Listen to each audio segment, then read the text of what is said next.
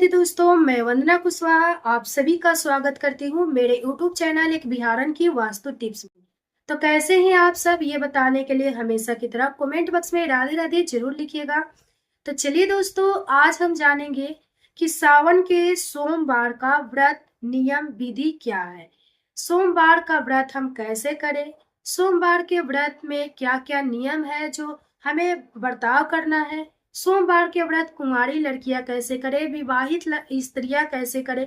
सोमवार के व्रत में सुबह से लेकर शाम तक के संपूर्ण नियम विधि जानेंगे। दसवीं से लेकर पारण तक का संपूर्ण नियम विधि हम जानेंगे। तो आज का हमारा वीडियो सोमवार के व्रत से रिलेटेड है।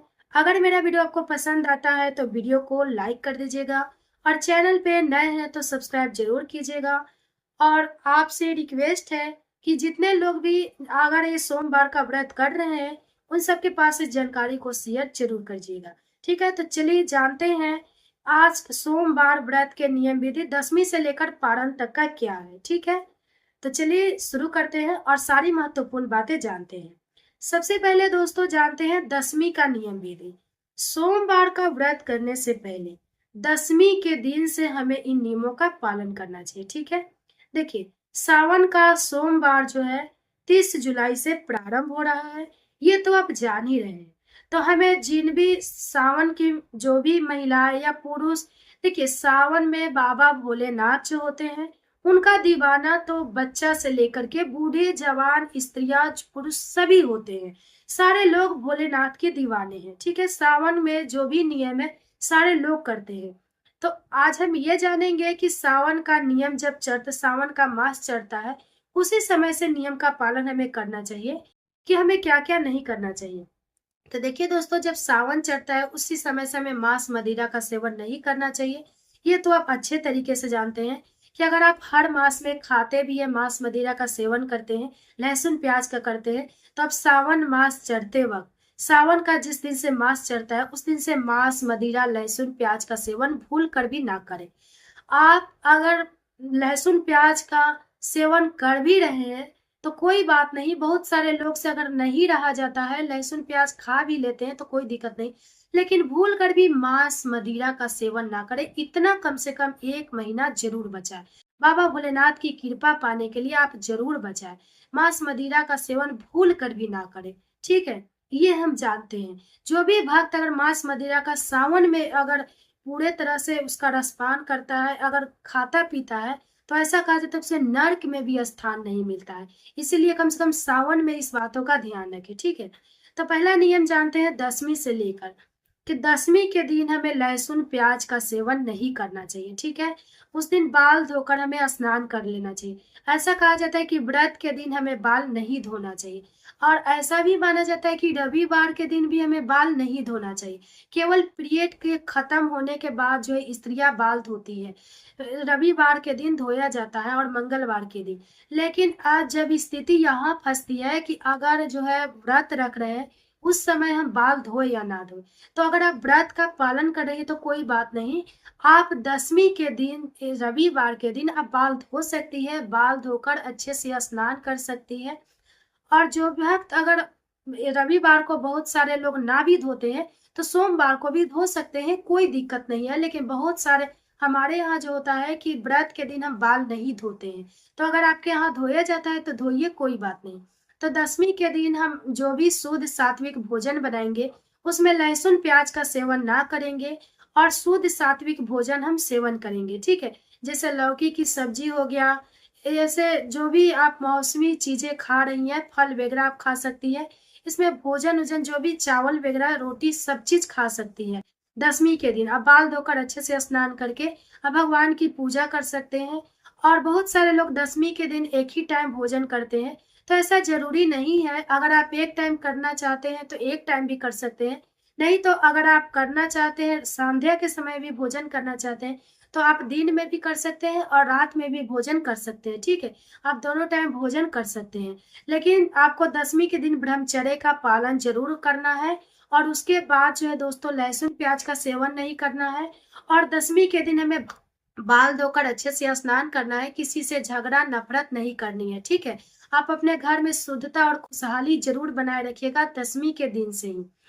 और सोमवार के दिन सुबह ब्रह्मा मुहूर्त में उठकर हमें अच्छे से तैयार हो जाना है, अच्छे से स्नान करके तैयार हो जाना है। सुबह सबसे पहले बहुत सारे लोग ये पूछते हैं कि जो हम नियम करते हैं, दहलीज पूजन, घर में झाड़ू वगैरह लगाते हैं, घर में पानी का छिड़काव करते हैं मेन गेट पे, तो ये सब करे या ना करे। तो हाँ, आप जो काम रोज करती हैं वो आपको बिल्कुल करना है। आप पानी का छिड़काव कर सकती है, दहलीज पूजन जैसे करती है वैसे कर सकती है।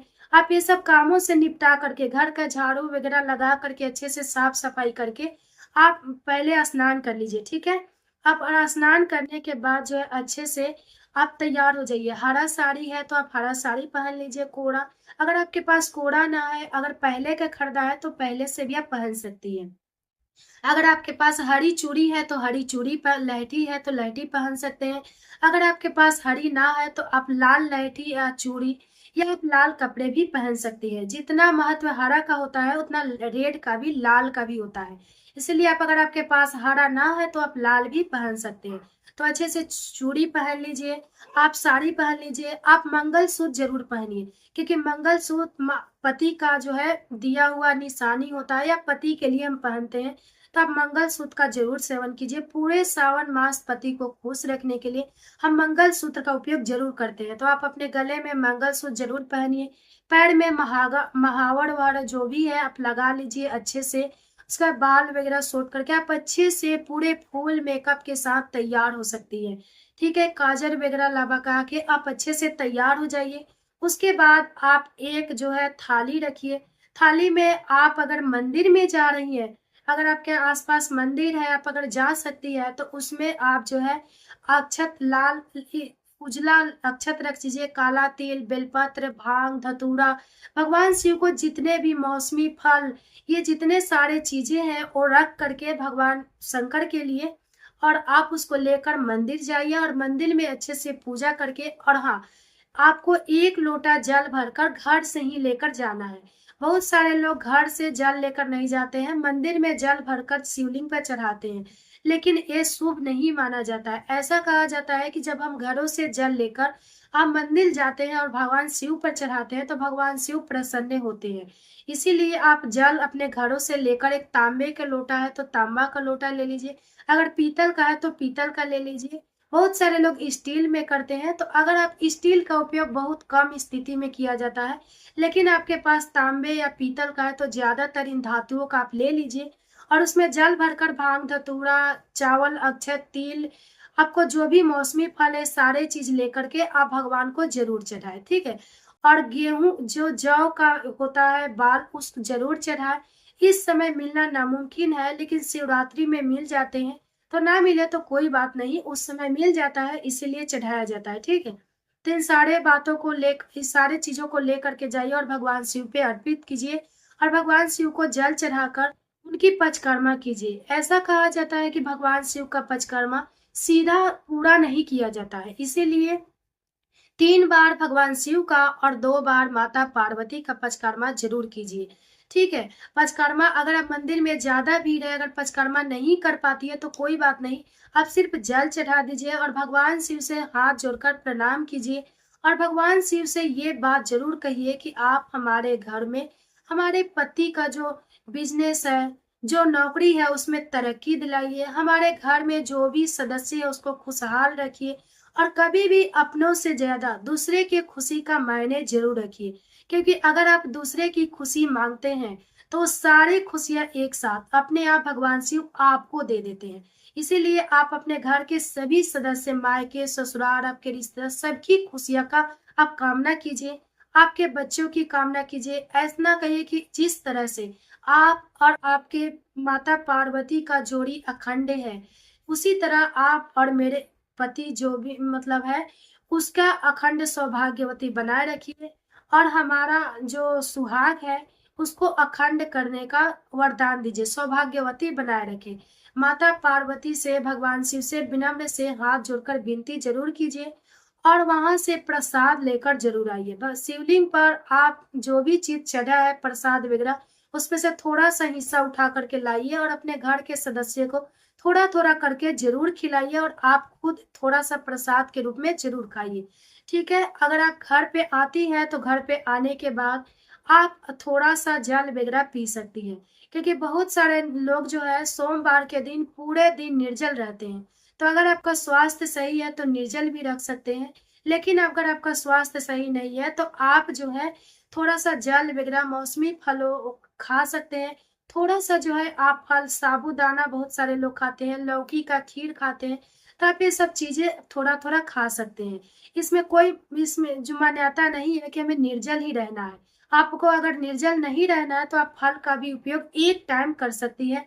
अगर आप जल पे भी रहना सकते हैं तो आप केवल जल या शरबत पीकर आप रह सकते हैं, ठीक है। तो ये हो गया।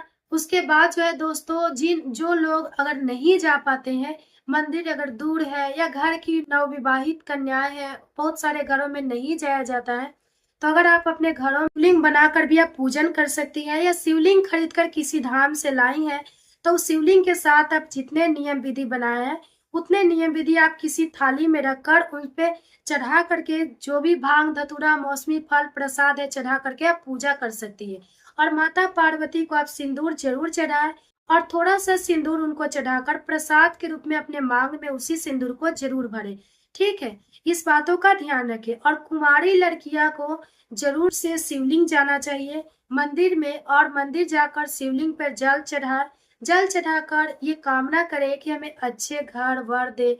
हाँ, अगर आप नौकरी बिजनेस अगर कोई भी नौकरी में प्रमोशन नहीं मिल रहा है तो आप उनकी भोलेनाथ से प्रार्थना कीजिए, आपका जल्दी ही प्रमोशन हो जाएगा। क्योंकि भोलेनाथ बहुत भोले दानी है और भक्तों की मनोकामनाएं पूर्ण करते हैं, लेकिन जो भी भक्त सच्चे दिल से सच्चे मन से करता है तब। तो कुंवारी लड़कियों को जल जरूर चढ़ाना चाहिए और भोलेनाथ से प्रार्थना जरूर करना चाहिए कि उन्हें अच्छे घर, अच्छे जीवन साथी, अच्छा घर परिवार जरूर मिले, ठीक है। नौकरी में प्रमोशन है तो नौकरी जरूर जरूर लगे। पढ़ाई में अगर मन नहीं लग रहा है तो अच्छे से पढ़ाई पूर्ण हो उनका, और माँ बाप का उनका लंबी उम्र हो, भाई बहन का अच्छे से सारे चीजें जो है लंबी उम्र हो, उनके भाई का जो है तरक्की हो, उनके माँ बाप का स्वास्थ्य अच्छा रहे, ये सब की कामना कर सकती है, ठीक है। तो यही सब बातें हैं जो हमें व्रत के दिन, सोमवार के दिन हमें नियमों का पालन करना है।